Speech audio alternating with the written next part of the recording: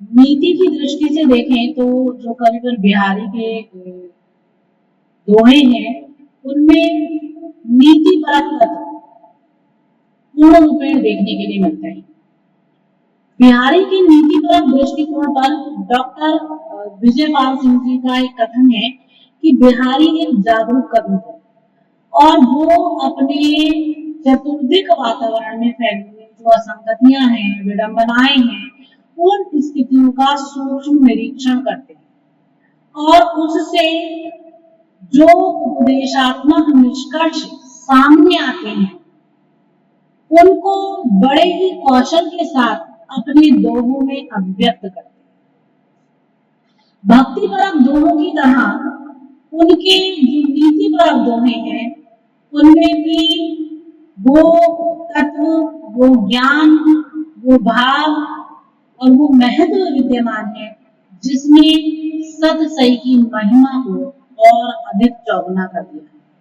सम्राट देशी नरेशों प्रजाओं को केंद्र में रखकर बिहारी ने जो उनके नीतिपरक दोहे थे उनका सर्जन किया। नीतिपरक छंदों की सबसे बड़ी विशेषता ये रही कि ये जो दोहे थे ये राजनीति, आर्थिक और सामाजिक परिस्थितियों से संबंधित थे। इनमें जो समाज की परिस्थितियां थी वो परिलक्षित होती थी। इनके माध्यम से ऐसा लगता था जैसे भक्तिकालीन कवियों के समान इन्होंने भी बुराइयों की कटु निंदा की है और अनुयोक्तिपरक रचना के माध्यम से जयसिंह को सलाह देते हैं, हिचकते नहीं है। अपने वंश के राजपूतों का वध करके शाहजहां के राज्य की वृद्धि करने वाले जो जयसिंह हैं उन्हें समझाते हैं, स्वार्थ सुकृत न श्रम वृथा, देखी विहंग विचार, बाज पराए पानी पर, तो पच्छन न मान। कहते हैं कि स्वार्थ सुकृत न श्रम वृथा, देखी विहंग विचारी, बाज पराए पानी पर, तो पच्छन न मान। अर्थात यहाँ पर जो कवि के कहने का तात्पर्य है वो ये है, वो जयसिंह को जो समझाना चाहते हैं इस पद के माध्यम से, तो वो उनसे यही कहना चाहते हैं कि स्वार्थ सुकृत न श्रम, अपना स्वार्थ भी कुछ नहीं है। स्वार्थ ना तो आपका कोई अपना स्वार्थ सिद्ध हो रहा है, ना सुकृत, ना ही ऐसा कार्य करने से आपको कोई पुण्य की प्राप्ति हो रही है। श्रम वृथा, केवल व्यर्थ का परिश्रम कर रहे हो। देख विहंग विचार, ये पक्षी विचार करके देख कि इस कारण बाज पराए हाथ पर, ये बाज पराए हाथ पर बैठा हो, दूसरे के हाथ पर निष्प्रयोजनी तो बैठा है, तो पक्षी न मार, पक्षियों को मत मार। बाज के प्रति दुष्ट मनुष्य के सेवक से है जो कि अनर्थ करते हैं। तो यहाँ पर वो यही कह रहे हैं कि ना तो इस कार्य को करने में तुम्हारे किसी स्वार्थ की सिद्धि हो रही है, ना ही उनका कार्य करने में तुम्हें कोई पुण्य की प्राप्ति हो रही है, केवल व्यर्थ का श्रम हो रहा है। तो हे पक्षी विचार करके देख, ये बाज तो पराए हाथ पर बैठा हुआ है, दूसरे का गुलाम बनकर बैठा हुआ है। पक्षी न मार, उसके कहने से पक्षियों को क्यों मारता है?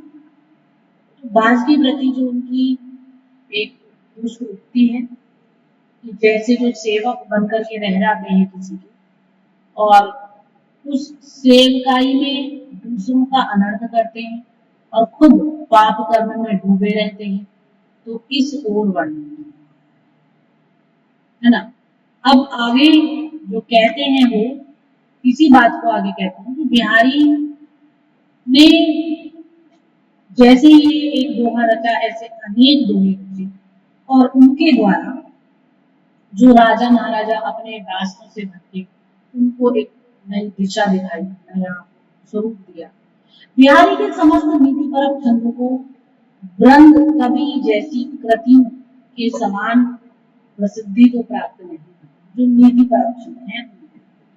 फिर भी निष्पक्षता के साथ ये कहा जा सकता है कि इन नीति संबंधी छंदों पर यदि दृष्टि डाली जाए तो ये अत्यधिक प्रासंगिक लगते हैं। किसी भी समय में आप इनका अध्ययन कीजिए, ऐसा लगता है कि उस समय में उसी युग के लिए इन छंदों की रचना बिहारी जी ने की।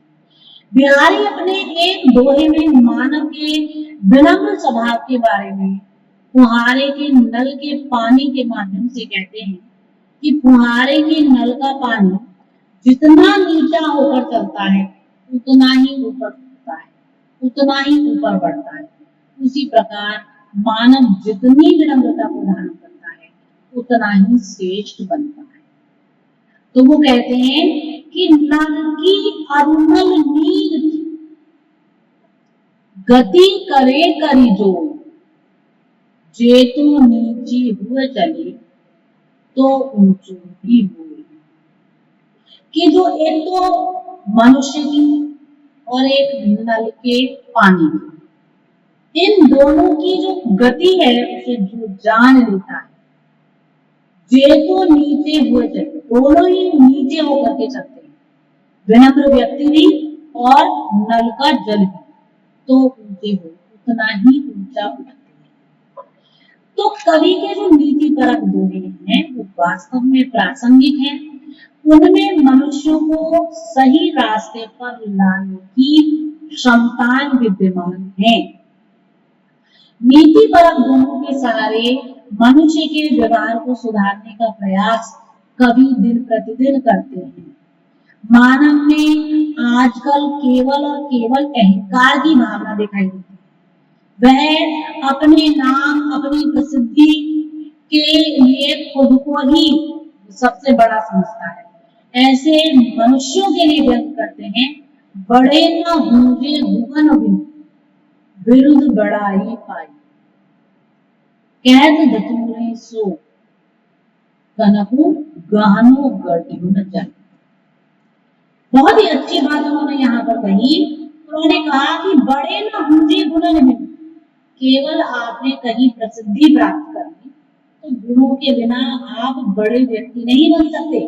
कहीं पर चलिए आपने प्रभुता प्राप्त कर दी, आपके पास धन आ गया, ऐश्वर्य आ गया और आपने उसके चलते हुए, उस प्रभुता के चलते हुए सत्ता प्राप्त कर ली, गुण तो है ही नहीं, विरुद्ध बड़ाई करो, कोई बड़ी बड़ाई आपको नहीं, कुछ प्राप्त नहीं। कहत धतूरे सो बनो, देखिए सोने को भी कनक बोलते हैं, धतूरे को भी कनक बोलते हैं। कनक शब्द का अर्थ सोना भी है और कनक शब्द का अर्थ धतूरा भी है। लेकिन गहनो गढ़ियो न जाए, लेकिन गहने में धतूरे को गढ़ा नहीं जाता कि उसको कनक कहते हैं। तो अगर किसी व्यक्ति को प्रभुता मिल गई है, सत्ता मिल गई है, किसी व्यक्ति को बहुत अधिक सम्मान मिल गया है, तो ये नहीं मतलब है कि उसके अवगुणी होने में जो है कोई वैशिष्ट है। सम्मान स्थायी रूप से उसी का होगा जो गुणवान है। जो खोखला है वो कुछ ही दिन बचेगा फिर शांत। तो बिहारी ये कहना चाहते हैं कि जिस प्रकार धतूरे को कनक कहा जाता है और नाम मात्र से आभूषण बनने योग्य चीज धतूरा है ही नहीं, उसी प्रकार मानव का गुण नाम से नहीं कर्म से बढ़ता है। प्रसिद्ध व्यक्ति में दुर्गुण ही है तो वह कभी बड़ा नहीं होता। तो बिहारी नीति परक दोनों को और आकर्षित बनाने के लिए तथा सुनने वाले के हृदय पर चोट पहुंचाने के लिए विचार करके एक व्यंग्यात्मक शैली का प्रयोग, प्राचीन काल से लेकर आधुनिक काल तक की एक सर्वसाधारण रीति रही है कि योग्य व्यक्ति की नहीं, अयोग्य व्यक्ति की प्रशंसा ज्यादा की जाती है। बुदबुदे की आयु की तरह जो अयोग्य व्यक्ति प्रसिद्धि प्राप्त करता है, उसी पर व्यंग करते हैं कवि कि दिन दस आदर पाई के करेले आप बखान, जौलो काग सराद पकू तो लगी तय संग। आपने देखा होगा कि जो हिंदू संस्कृति है उसमें श्राद्ध पक्ष आता है और वो श्राद्ध पक्ष 15 दिन का आता है। 15 दिन के जो वो श्राद्ध पक्ष होते हैं, उन श्राद्ध पक्षों में हिंदू संस्कृति के अनुसार जो पूर्वज होते हैं, उन पूर्वजों को श्रद्धा समर्पित की जाती है, श्रद्धा का भाव समर्पित किया जाता है। देखिए, श्रद्धा और विश्वास से ही पत्थर में भगवान है, श्रद्धा और विश्वास से ही हर ओर की एक डोर जुड़ी है। तो यही श्रद्धा और विश्वास की डोर से पूर्वजों के प्रति जो 15 दिन आते हैं, उनमें एक अवदान दिया जाता है, दान पुण्य किया जाता है, तो भोजन कराया जाता है अपने घर में। और इस प्रकार ये माना जाता है कि वो जो हमारे पूर्वज हैं, वो हमारे द्वारा किए गए कृत्य को स्वीकार कर रहे हैं और प्रसन्न हैं। लेकिन उसी समय में उन्हीं 15 दिनों में कौवे को पूजा जाता है, क्योंकि जो ग्रास निकाला जाता है, एक गाय का ग्रास निकाला जाता है, एक काऊ का ग्रास निकाला जाता है, एक कुत्ते का ग्रास निकाला जाता है, एक भूले भटकों का ग्रास निकाला जाता है, तो कौवे का ग्रास निकाला जाता है। हर घर में कौवे का ग्रास निकलता है। तो उसी को याद कर रहे हैं कि दिन 10 आदर पाई के, केवल 10 दिन का सम्मान प्राप्त करके, 10 दिन का क्षण आदर प्राप्त करके करेले आप बखान, अपना बखान कर ले। जो लोग आप श्राद्ध पक्ष, क्योंकि जो श्राद्ध पक्ष में कौवा है और उसके जो मतलब के कार्य होते हैं, तो लगते सम्मान, तो उससे हम केवल मतलब जो श्राद्ध पक्ष में केवल आपने 15 दिन कौवे को सम्मान दे दिया, तो उसे हम सम्मान में नहीं गिनेंगे, वो तो हमारी एक आवश्यकता है, इसलिए हम उसको भोजन करा रहे हैं, इसलिए हम उसके लिए ग्रास निकाल रहे हैं, लेकिन हमने उसको हृदय से सम्मान नहीं दिया। तो सम्मान गुणों से मिलता है, सम्मान ऐसे मिलता ही नहीं। तो कभी असम्माननीय व्यक्तियों की तुलना श्राद्ध पक्ष के कौवे से कर रहे हैं। बिहारी ये समझाना चाहते हैं कि श्राद्ध पक्ष के कौवे के समान बनकर के केवल 1 या 2 दिन के आदर से खुश मत होइए। ठीक उसी प्रकार असम्माननीय व्यक्ति की प्रसिद्धि भी केवल थोड़े दिन के लिए होती है।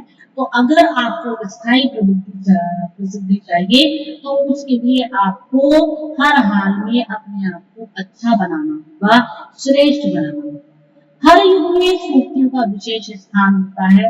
बिहारी द्वारा विरचित विवेक प्रदायक या नीति संबंधी छंद है, उनकी प्रासंगिकता बिहारी शब्द को और अधिक बढ़ावा देती है और अधिक वैशिष्ट्य प्रदान करती है।